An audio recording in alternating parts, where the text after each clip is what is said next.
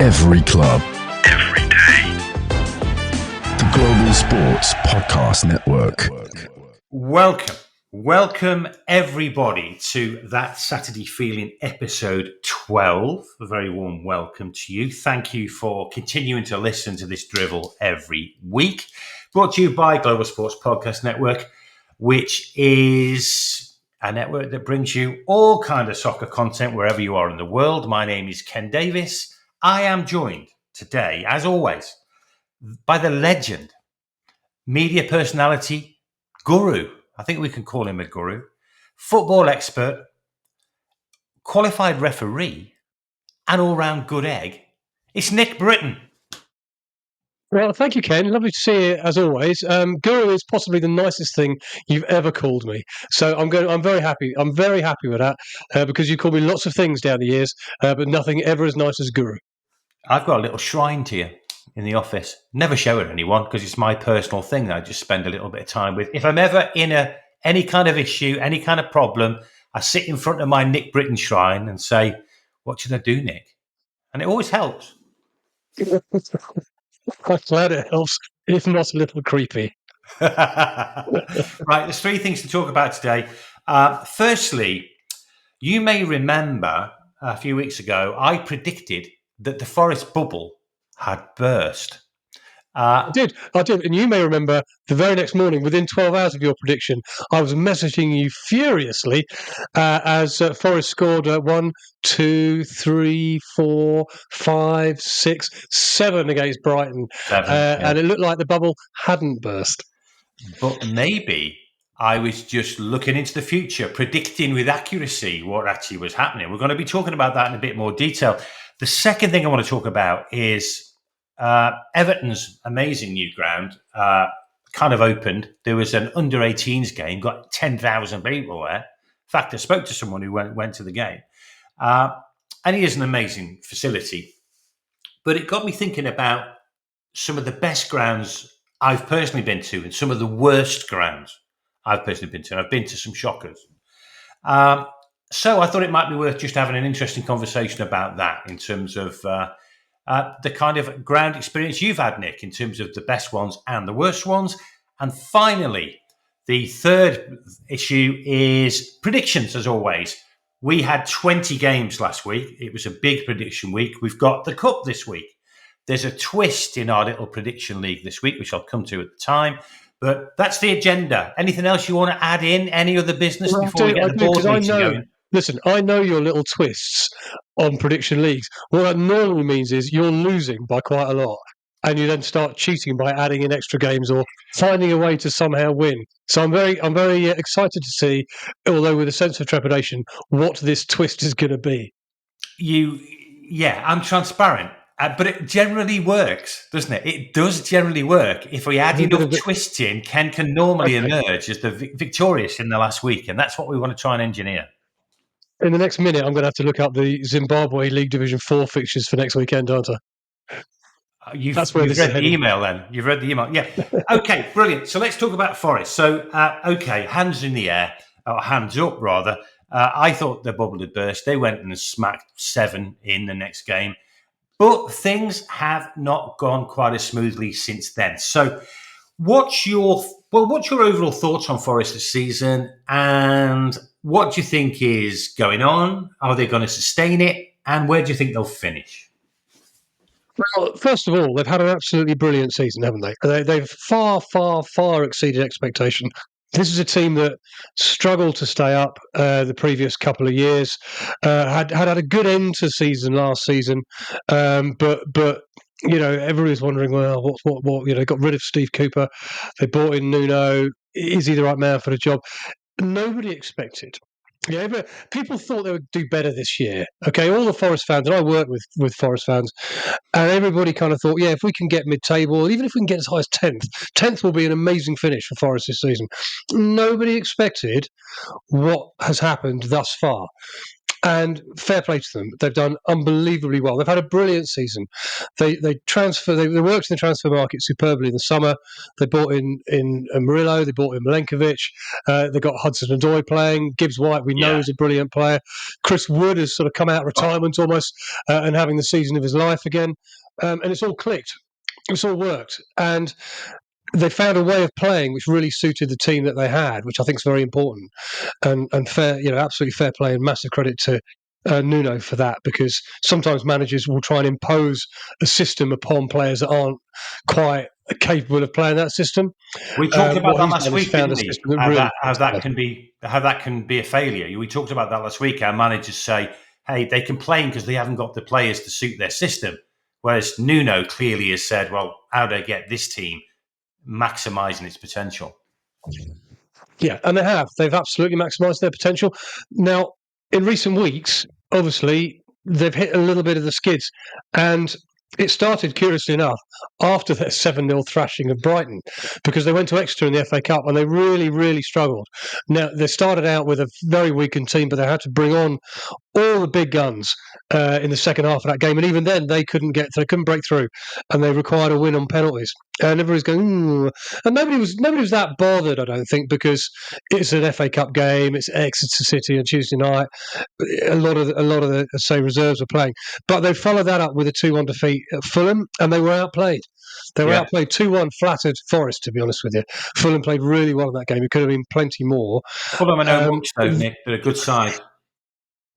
They are a good side. Oh no, they are. We've spoken lots about Fulham in the podcast this season, and perhaps that's something to look at in a bit more detail next week. But they then went to Newcastle and had a horrendous 20 minutes where, having taken the lead, they let in 4 goals in 12 minutes, wasn't it? Yeah, 12 minutes, and they were just carved open. Avalanche. And to be honest, to get to 4-1 at half time, they were lucky to do that. Could have been 5. Excuse me. Could have been 6. Could have been 7. But then they had an amazing second half comeback. And they scored 2 goals. They took it to 4-3, and honestly, they could easily have drawn. They could have easily drawn that game. And fair play, they really came out and gave it a good go in the second half. But they lost nonetheless. So you then go into the Arsenal game, and a 0-0 home game against Arsenal isn't too bad. I would have thought maybe a month and a half, 2 months ago, they would have won this. We all know Arsenal have got their own struggles, minus striker at the moment. They're going to struggle to score goals, let's face it, between now and the end of the season. And it wasn't that good a game. So where are Forrest going with all this? Well, they're third at the moment.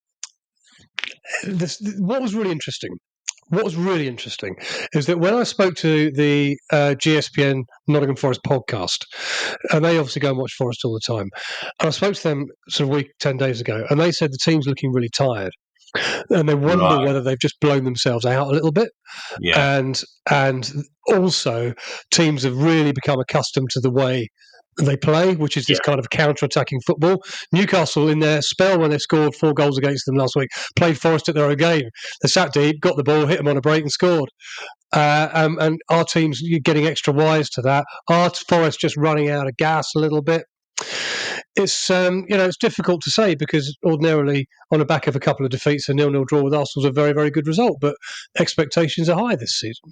Yeah, it's interesting. Just a couple of points that occurred to me thinking about this issue. Do you think take Liverpool out of it, outstanding? Do you think the standard of the Premier League this year has been really low?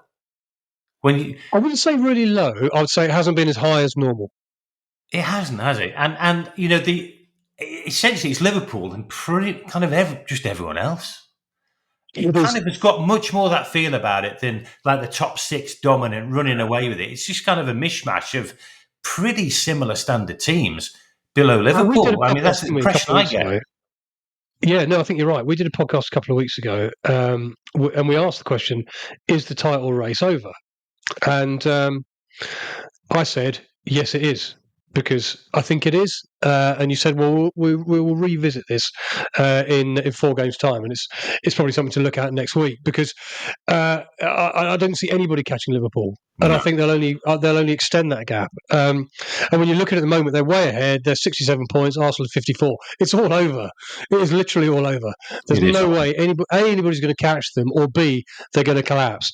And if you look at the teams around them who you would expect to challenge on a regular basis, Arsenal seem to be perennial bridesmaids. They don't seem to have it in them to win a league. Man City, who are amazingly fourth, despite their dreadful run for a while ago. They picked up a couple of wins recently, but they're fourth. They've had a terrible season. Chelsea are fifth. Have had a terrible season. The other big clubs, you're looking at challenge. Tottenham are 13th, Man United are 14th. They've had terrible seasons. So it is. It's the new pretenders. It's Forrest in third. It's Newcastle in sixth, who aren't a new pretender. I would expect Newcastle to be challenging for fourth, fifth, and sixth anyway. Yeah. And so their position is no surprise. Bournemouth in seventh, Brighton in eighth, Fulham in ninth. Yeah. These sort of teams are pushing at the door. They're pushing at the door of Europe. If you look all the way down to Fulham in ninth, 42 points, they're only 4 points behind Chelsea, who are in fifth. Yeah. So it's doable. It's a really interesting season. When we do the full wash-up on the season, at the end of the season, I think one of the big things that's going to come out is how bad the season has been for such big teams and how good it's been for some of the more unfashionable teams. It's a really interesting story and narrative around that. Just one other thing before we move on Forrest. The next 5 games, Man City at home, Ipswich away, Man United at home. These are in the league, by the way. Villa away, Everton at home. I can't see tons of points coming from that. I don't even think they're going to win at Ipswich away. I can see about maybe 5 points out of those 5 games. And just coming back to the point of where will they finish, I'm pretty certain that Forrest are going to finish 6th. I can't see him in the top 5. I just can't see him keeping it going. Yeah, I think that's probably fair. I think that's okay. I mean, can they keep it going? I think the next 3 games will tell us exactly where they are. Yeah, because they are difficult but winnable games. A Forest of 3 months ago, you're probably looking at 5 wins out of 5. Yeah. Yeah, you're looking at away at Ipswich, no problem. Home to Man U, no problem. Away at Villa, that's a very, very difficult game. Yeah, Man City have started picking up again now. Yeah. Well, I say start picking up. You can kind of pick up when you spent £178 million in the January transfer window. It's not that hard to pick yourselves up. But that'll be a tougher game than it was a couple of months ago. So you're right. It'll be really interesting to see how Forrest get on. Let's have this conversation in 3 games' time because I think that will be much more indicative. If they pick up 9 points, then we're both wrong. There's no bubble. There's no bubble being burst. What's the chances of us both being wrong, though, Nick? Come on. It's never happened before. There's always the first time. Yeah, but final point on it, really, before we move on, is you mentioned that within the Global Sports Podcast Network Forest team, they were saying they've kind of run out of gas. They didn't add anyone in the January window. Maybe that just kind of helps that in terms of, that facilitates that general running out of gas. We will see. So, right. Here at Global Sports Podcast Network, we spent a lot of time selecting our delivery platform.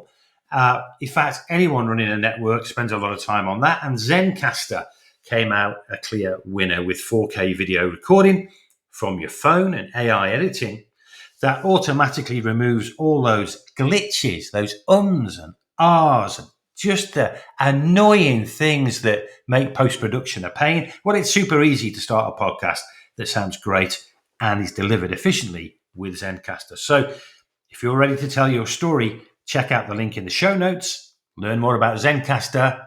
You won't be sorry. Now, Everton.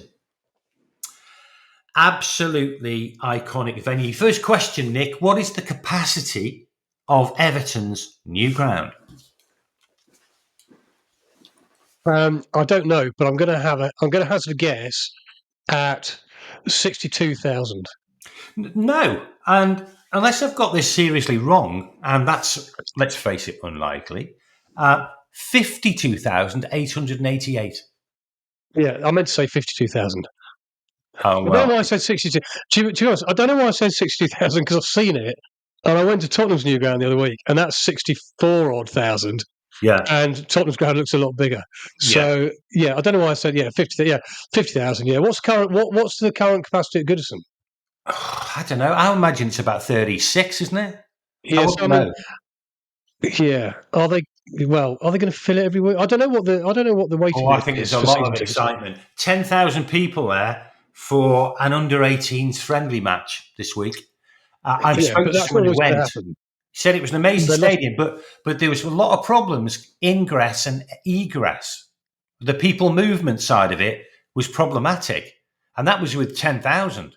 So that's a Right. little story that might be worth watching. You know, when they start getting 52 there, it sounds like there might be some design things that they might have to iron out some of the flaws on that.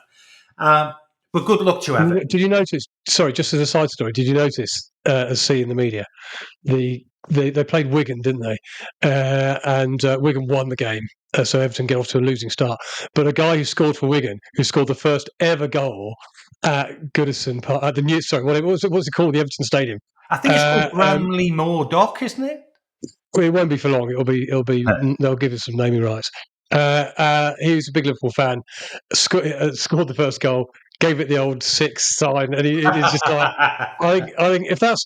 I kind of thought that's going to be similar to the old baseball ground gypsy curse. That is, the first scorer on your brand new ground happens to be from your deadliest rivals. Yeah. Tell me about that. Well, good luck to Everton. It's a great ground. I've got a big soft spot for them. Absolutely iconic venue. But it made me think about some of the best grounds, some of the worst grounds I've been to. But we'll start with you, Nick. Is there any? We'll get to the good ones first. Any really memorable stadia experience that you've had that really live with you? And this is all about experience, isn't it? So I'm gonna start by going back in time. I cannot smell the smell of anybody smoking a cigar without being instantly transported back to Selhurst Park in the 1970s on the wooden seats, which are probably still there in the main stand. And because my dad was a massive Palace fan as I was growing up, so I used to go to Palace every week. And That's what you need. Surrounded by this. That's what you need. Oh, they are. You've got. For anybody who can't see this, Ken showed me his pipe, his sort of Sherlock Holmes pipe. Very impressive. It's elementary, my dear Holmes. Thank you. And everybody sit around these wooden seats, fire hazard, smoking cigars. And I remember just being surrounded by this wonder of kind of men and cigars and football and the smell of grass and all of that. And it stayed with me forever. That's the smell of testosterone, mate. Well, whatever it might be, I thought it was Hamlet's, and it was. I've never smoked a testosterone in my life. I don't know what they might be. I'll pack this with me. Is that what you've got for? Is that what you're smoking in your pipe? That would explain a lot. To be fair, if you're smoking testosterone out of your pipe, that explains an awful lot about your life. And so that sort of takes me back. And I just can't. I love it. It's just a beautiful, wondrous moment. You know, when you kind of have flashbacks when you're kids and these things that kind of shape your life and shape your experiences. Yeah. So that was one, and then fast forward sort of to my teenage years when, obviously, by the time I was 7 or 8, I was a big Derby fan, and that stayed with me all my life. Those early years going to the baseball ground, particularly on my own, when I used to sort of go with all the hooligan element down to the Vulcan Terrace on the Colombo on the pot side. Either one. And yeah, much like anybody in those days when you were packed in, you'd score a goal and you'd end up 15 yards away minus a shoe. You know, it was all of that, and everybody's got their own stories around that. But again, those days, amazing. A couple more very briefly. Leeds United, Ellen Road, just for one night. Now, this goes into my best and worst, by the way, this ground. Just for that one night when we beat them in the playoffs in 2019. We'd lost the first leg at Derby. We went to Ellen Road with no hope. They'd already beaten us 3 times that season. And we went 1 down in the game. So we were 2-0 down overall. And we came back to win 4-3. And we stunned them. And it was probably, I went with a friend of mine. And we've talked to other people who've been. A lot of people, myself included, would argue it was the greatest night of their Derby County supporting lives. Yeah. Okay. Isn't it great when you're in a away ground and there's silence? The It wasn't. It was better than that. They're all crying. And they were, they started the game waving their scarves in the air and all that, and they were crying. And it was Leeds. That was it. I mean, if it was anywhere else, it wouldn't have quite had that effect. It was Leeds, and all that rivalry in the '70s, which kind of stuck with me down the years. So that was a great night, and therefore, and then just in terms of what's the nicest ground you've ever seen? What is the best ground you've ever seen in terms of just facilities and stadia? And that's got to be the Tottenham Hotspur Stadium, which I went to a couple of weeks ago. Yeah. It's amazing. It is really, really amazing. That and Wembley are two really, really amazing grounds. Although I felt Tottenham was a bit better because I just even it was a kind of almost dead rubbery European game against Elfsborg. The noise was still massive, whereas Wembley, sometimes the atmosphere I don't know, you can sometimes lose it. So they would be my kind of picks. Yeah, it makes sense. For me, the best one in 2004, my cousin said to me, "Let's go to Madrid to watch some European football." He was Real supporter. We booked the flights. When we booked the flights, we realised Real Madrid were playing away. Stupid mistake. Basic mistake. So we got tickets to watch Atletico against Espanyol. We're talking about 2004, 2003, 2004, ages ago. And the Vicente Calderon Stadium, never been there before, absolutely fell in love with it. The most remarkable thing about it is the M30 dual carriageway runs under the stand. It's the most amazing thing. You look under your feet and there's just cars going underneath. It's amazing. It's even extraordinary. Absolutely extraordinary. They closed it in 2017, but it was an amazing experience. Not so much for the facilities, which were pretty basic, but just the Calderon. It's a cauldron. It really was. It was amazing. And Torres was playing for Atletico. 3-3 draw. They scored 2 goals in the last 4 minutes, did Atletico. What an amazing place. So it's not there anymore. It's been replaced, but the Vicente Calderon Stadium was amazing. The worst one, quickly, is a day out with you. Remember when we went to see York City v Wrexham in the conference? So we go and we have a few jars, don't we? We do have a few, and it was a great day, wasn't it? Sort of walking across York, going to some of my old haunts. Fantastic iconic day in York. But at the ground, we split up, didn't we? You went in the York end, I went in the Wrexham end. And you will have never been in the away end at York. I have, actually. I have once in 1986 or 85. I went to see Derby there once, yeah. So I have. Absolutely disgraceful. The toilets in the away end of York. Honestly, I knew if I survived that, I wouldn't have to worry about anything ever again in terms of infection. I was fine in COVID. And the only reason I was fine in COVID was I'd spent 15 minutes in the toilets at the away end of York. I knew something was wrong because stewards were all wearing the full hazmat thing. I mean, they knew what it's like. Have you ever? You're a classicist, aren't you? Dante's Inferno, Dante's 9 circles of hell. Depending on your wickedness, you go to one of these circles of hell. The away end toilets of York is the 7th one of them. It's absolutely disgusting. Germs refuse to go in it. I mean, it is. You were sprayed with disinfectant as you came out. It's literally the worst place I've ever encountered in 46 years on this planet. I remember you saying all this after the game, so it's not like you're making this up. I remember this conversation.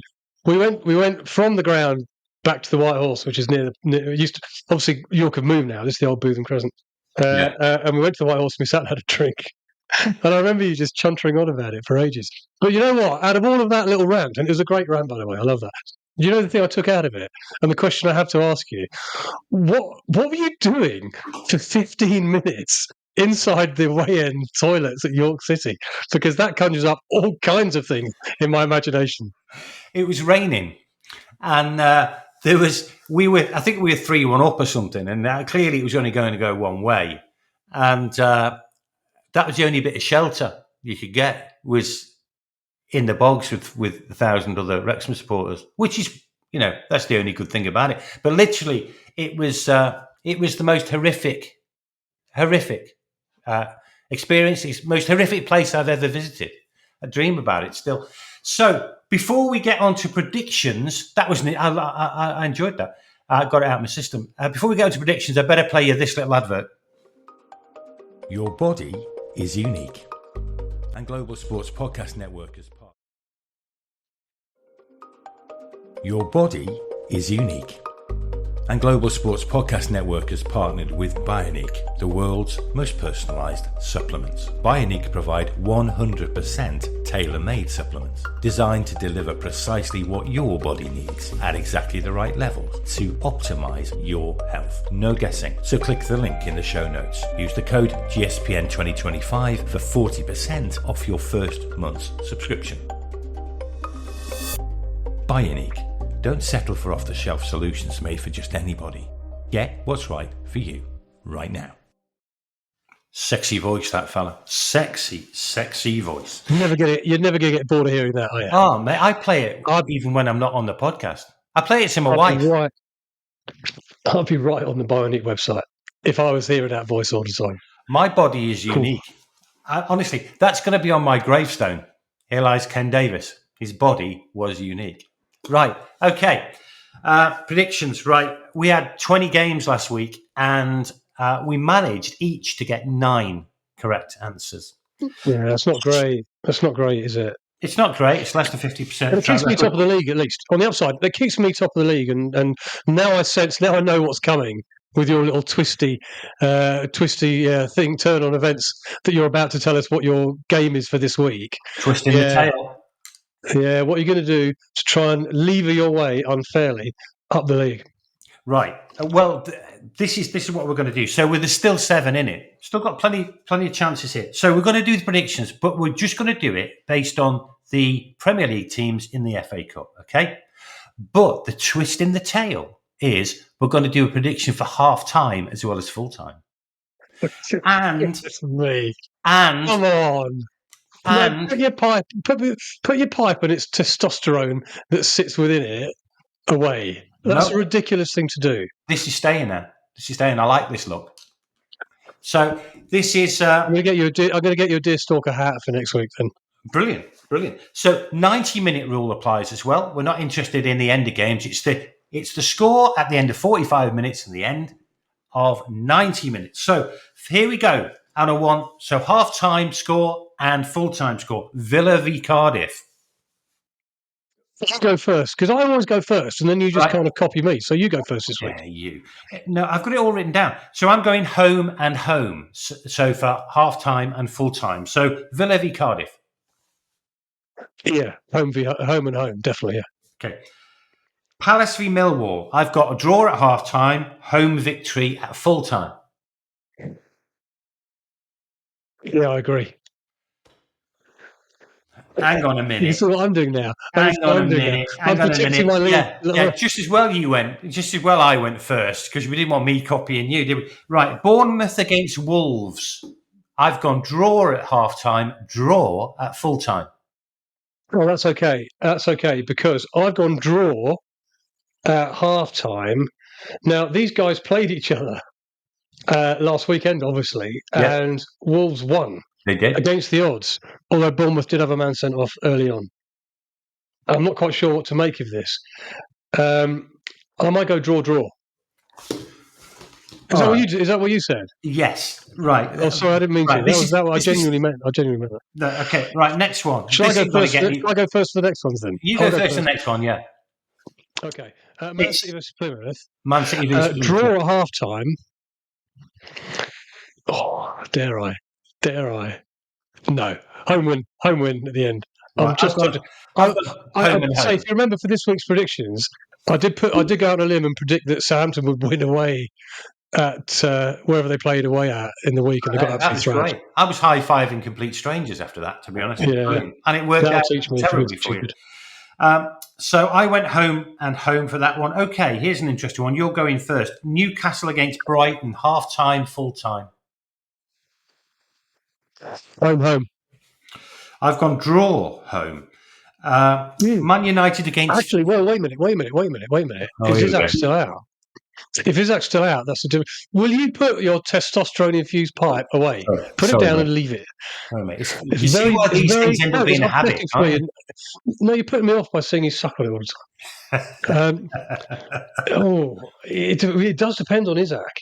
If he's fit, it's home. If well, he's yellow fit, on my fantasy football this week. I don't mean he's yellow. physically yellow. I know he's not been well, but I mean it's when it says he might not play. He's not been painting. Draw home. I've gone draw home. Oh, I've gone draw home as well. Oh, thanks, Nick. Right, you're going first on this one. Man United against Fulham. Draw away. I've gone draw. And finally, Forrest against Ipswich. Away, home. Wow. Big swing in the second half. I don't know. I mean, look, I just don't know. I'd imagine otherwise these just get boring. Otherwise, don't they? So you might as well go out on a limb and predict something sort of different. I don't think we'll do that. Yeah. I think you should go through them all again and just make them all away, all the way through. I think that would be really unpredictable and play right into my hands and my strategy of winning this. So brilliant. Well, let's see how we get on. What have you gone? What have you gone for Forrest Ipswich? I've gone draw. Okay. I think Ipswich are gonna put up a bit of a fight. I quite like the look of Ipswich at the moment. Okay, so that's it. That's another episode of That's Saturday.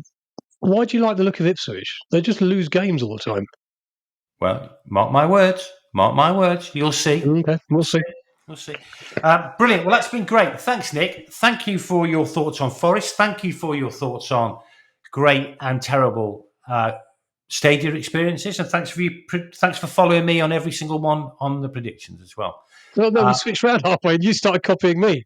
But thank you for your magnificent rant about the York City toilets, and I hope it's been cathartic and you've got it out of your system, and we need never ever talk about it again. Yeah, I'm going to dress up in a 1950s style next week. I think the full tie and white shirt. They're kind of scientist from a wartime film. And I'll go with the pipe, without a doubt. Brilliant. Okay, great stuff. Enjoy that, everybody. Hope you enjoyed our absolute nonsense for another week. We'll be back next week. That's been That Saturday Feeling, brought to you by the Global Sports Podcast Network. It's a pleasure to bring it to you. Have a great weekend. Whoever you support, I hope they win 7-0. Every club, every day. The Global Sports Podcast Network.